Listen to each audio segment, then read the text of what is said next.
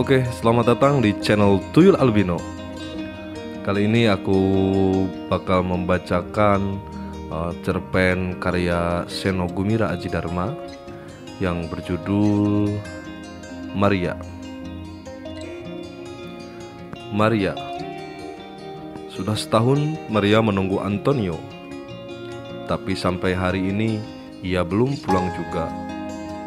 Sudah setahun Maria membiarkan pintu pagar, pintu rumah, dan jendela-jendela terbuka agar lebih lama setiap senja. Karena barangkali saja akan kelihatan olehnya Antonio berjalan pulang dari kejauhan dan berlari-lari memeluknya. Tapi tiada seorang pun tampak di pintu pagar itu yang berlari-lari memeluknya sambil berseru, "Mama." Betapa Maria merindukannya. Antonio yang bengal, Antonio yang ceria. Oh, rupanya ia sama keras kepala seperti Ricardo, kakaknya, yang sudah lama menghilang. Tiada kabar, tiada berita. Maria telah kehilangan Gregorio, suaminya yang perkasa. Kata orang, tubuhnya hancur berkeping-keping menjadi serpihan daging yang berserakan. Maria telah kehilangan Ricardo, anak sulungnya yang pemberang, yang bersumpah akan membalas dendam kematian ayahnya. Kata orang, ia menjadi mesin perang yang sangat kejam. Kata orang, Ricardo tak pernah membiarkan serdadu musuh melepaskan nyawa tanpa kesakitan yang teramat sangat. Ricardo telah menjadi seorang penyiksa. Kehilangan Gregorio menghancurkan hatinya. Kepergian Ricardo mematikan jiwanya. Dan kehilangan Antonio mengacaukan kerja otaknya. Antonio yang hanya tahu bergitar dan berdansa, anak bungsunya yang tampan, dengan rambut ikannya yang panjang, dengan suaranya yang halus, yang matanya penuh kasih, akhirnya terbakar juga hatinya. Maria sudah lama mengatakan pada Antonio betapa hancur hatinya kehilangan Gregorio, dan betapa nestapa rasanya mendengar Ricardo menjadi seorang pembunuh yang haus darah. Dan Maria sudah mengatakan pada Antonio bahwa kini hanya dialah satu-satunya alasan baginya untuk tetap bertahan hidup. Tapi oh Antonio, Antonio yang remaja, mengapa pula ia merasa perlu mengajari ibunya tentang apa artinya merdeka? Sudah setahun Maria membiarkan dirinya mengira bahwa suatu ketika Antonio akan muncul di sana. Maria tahu ia akan melihat anak bungsunya itu di sana dengan rambut keemasan dalam cahaya senja yang berkibar-kibar dalam tiupan angin dari pantai. Sudah setahun Maria membiarkan dirinya berharap-harap cemas melihat Antonio berdiri di sana suatu ketika. Maria tahu ia akan memeluk anak bungsunya yang tegap dan tampan seperti ayahnya itu. Mengajaknya berjalan-jalan di pantai yang menguning dan membiru itu. Menyuruhnya bercerita berlama-lama seperti seorang pemuda mengungkapkan perasaan kepada kekasihnya. Meski itu kepada ibunya. Betapa Maria merindukan Antonio. Maria ingin mengingatkan Antonio kepada bunyi ombak, kepada suara angin, kepada bisikan daun-daun yang gugur. Seperti ia menyanyikan dulu bersama Gregorio ketika Antonio masih bayi dan mereka membawanya ke pantai. Sementara Ricardo yang kecil berlari-lari menghindari ombak. Sudah setahun Maria, sudahlah, kata Evangelista. Namun adiknya itu mengerti betapa sulit melepaskan Maria dari pikiran tentang Antonio. Ia masih hidup, kata Maria setahun yang lalu. Tak ada seorang pun menemukan mayatnya. Tentu saja tak seorang pun menemukan mayatnya, pikir Evangelista. Mereka mengangkutnya dengan truk. Tidak membedakan yang mati dan yang setengah mati, kata seseorang pada Evangelista.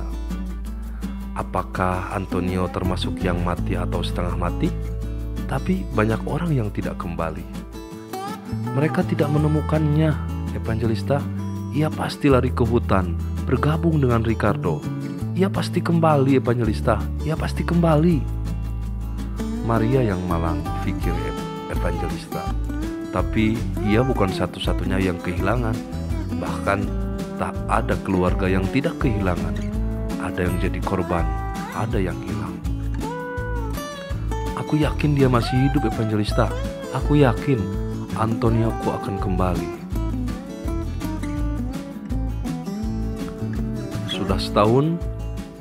Sudah setahun semenjak peristiwa itu terjadi, Maria tidak pernah ingin mengingat-ingatnya lagi. Maria bahkan merasa tidak mungkin mengingat-ingatnya lagi, karena begitu kuat keinginannya untuk menganggap semua itu seolah-olah tak pernah terjadi. Maria selalu ingin segala sesuatunya tetap tenang, tentram, dan damai, seperti ketika Gregorio masih hidup, Ricardo masih bersamanya, dan Antonio belum hilang lenyap tak tentu rimbanya. Setidak-setidaknya seperti ketika masih ada Antonio, seperti ketika belum terjadi peristiwa itu setahun yang lalu. Aku juga kehilangan anakku, Maria, 3 orang. Aku juga kehilangan suamiku, Maria. Aku kehilangan seluruh keluargaku. Aku kini sebatang kara, Maria. Engkau masih punya, Evangelista. Sudah setahun Maria berdoa agar Antonio dikembalikan kepadanya. Setiap kali ia menutup kembali pintu pagar, pintu rumah, dan jendela-jendela bila malam tiba, ia percaya bahwa ia masih punya kesempatan berharap. Maria tahu ia akan menyediakan segelas bir yang datang untuk buah hatinya, menyediakan pakaian terbersih baginya, dan ia akan minta Antonio bercerita. Tentu Maria tidak akan minta Antonio bercerita tentang darah dan air mata itu. Cerita duka macam itu sudah tidak menarik lagi, karena sudah menjadi bagian hidup dan sehari-hari. Perasaan tertindas, terlecehkan, dan terhina itu Maria tidak ingin mendengarnya lagi. Perasaan yang sudah terlalu lama hanya membangkitkan perlawanan, dan tiada lain selain perlawanan dari masa ke masa, yang selalu dibayar dengan kesakitan dan nyawa. Oh, betapa mahalnya harga yang harus dibayar supaya bisa berjalan dengan tegak itu. Semua itu Maria tidak ingin mendengarnya.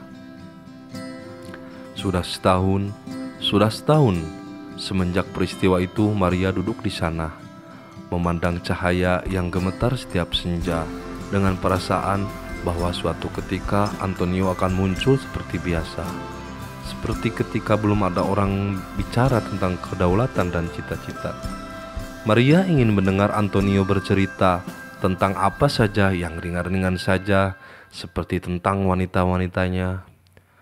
Tentu Maria tahu Antonionya yang tampan selalu dikerumuni wanita-wanita, Rosa, Conchita, Sonia. Memang sudah setahun, tapi memang baru setahun bagi Maria. Ada lebih banyak lagi wanita dengan nama Maria yang sudah bertahun-tahun membuka pintu pagar, pintu rumah, dan jendela-jendela mereka menanti anak-anak lelakinya.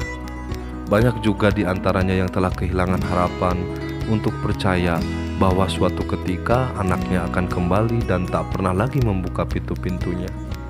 Banyak juga di antara yang tidak membuka pintunya itu tidak pernah keluar lagi selama-lamanya.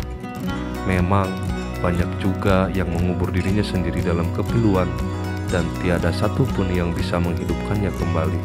Tidak juga perlawanan itu, tidak juga pemberontakan itu. Ada Maria yang membuka pintu dan menunggu. Ada Maria yang menutup pintu dan ditunggu dan entah kapan akan kembali. Pintu masih terbuka. Di luar Maria melihat tentara berbaris. Sudah bertahun-tahun mereka berbaris seperti itu, lewat di depan rumahnya. Tapi Maria tak kunjung terbiasa dengan pemandangan itu. Ia masih selalu melihatnya sebagai sesuatu yang asing. Derap langkah itu sudah menjauh ketika terdengar suara pintu pagar dibuka orang. Hari sudah gelap. Rupanya Maria terlalu lama melamun sehingga pintu pagar belum ditutupnya, meski hari sudah gelap. Terdengar suara kerikil yang bergeser.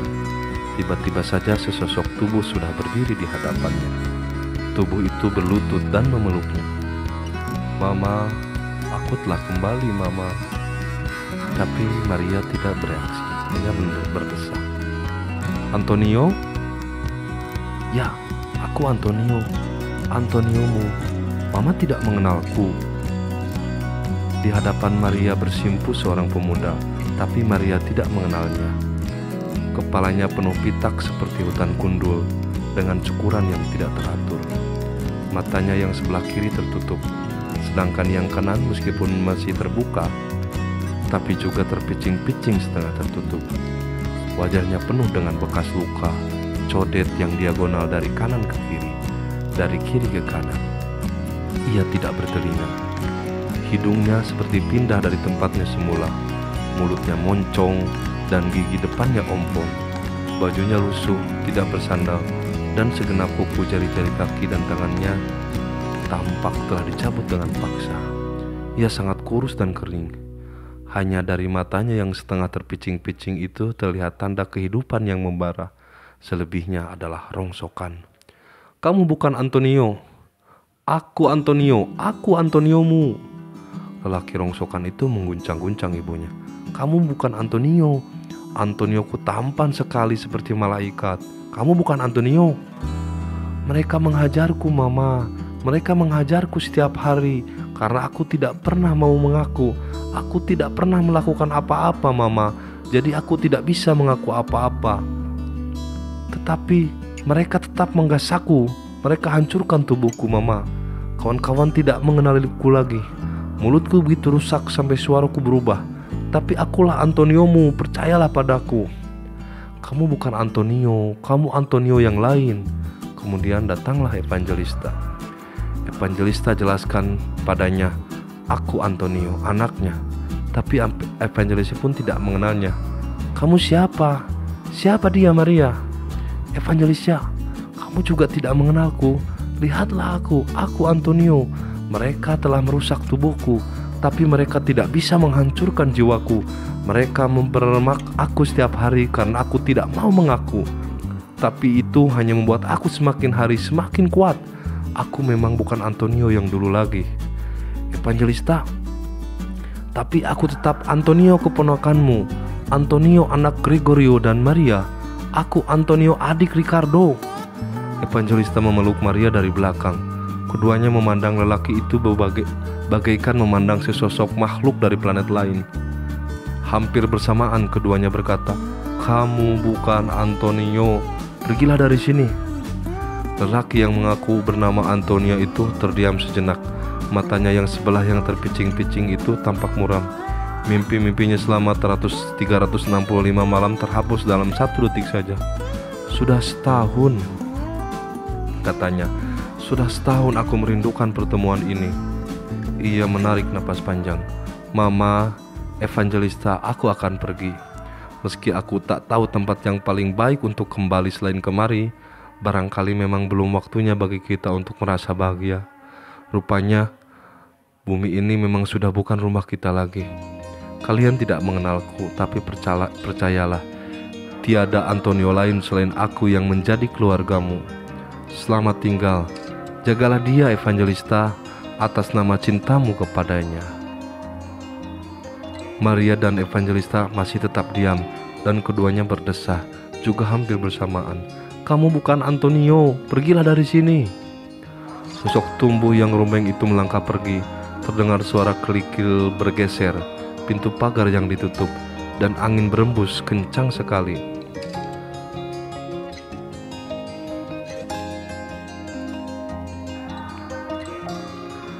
"Tutup semua jendela itu, Evangelista. Nanti orang gila itu nekat masuk kemari," ujar Maria dengan mata yang kosong. "Tenanglah Maria, aku di sini bersamamu." Evangelista menutup jendela sambil menarik gorden yang menatap kegelapan malam. Masih dilihatnya lelaki itu mengusap sebelah matanya yang terpicing-picing setengah terbuka dan setengah tertutup. Lelaki itu berjalan dengan terseok, menjauh dan menghilang dalam kelam. Sayup-sayup masih terdengar derap langkah tentara yang berbaris itu. Jakarta, 21 Oktober 1992.